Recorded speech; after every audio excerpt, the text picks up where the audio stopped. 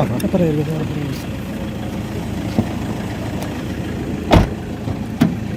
അനുസരിച്ചൊരു body remains കിട്ടിയിട്ടുണ്ട്. ഇൻക്വസ്റ്റും postmortem കൊണ്ടുപോയി. Postmortem forensic surgeon ഉണ്ട് ഇവിടെ.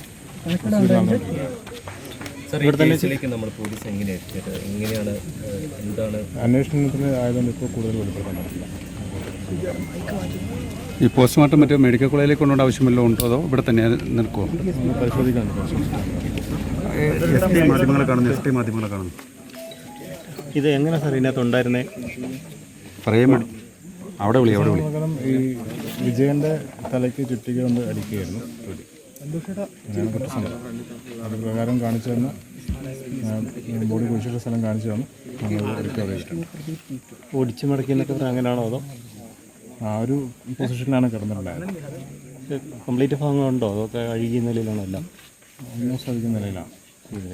ഇപ്പോൾ മറ്റേ കുഞ്ഞിൻ്റെ ഒരു കേസുണ്ടല്ലോ, അതൊന്നും ഉണ്ടാവുമോ? അതും ഇത് പ്രൊസീജിയർ കംപ്ലീറ്റ് ചെയ്തതിന് ശേഷം ഉടനെ അതും ഉണ്ടാവും.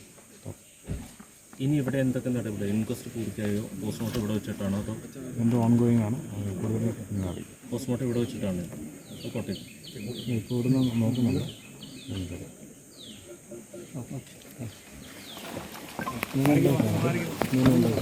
ഇന്ന് തന്നെ ഉണ്ടാവുന്നു.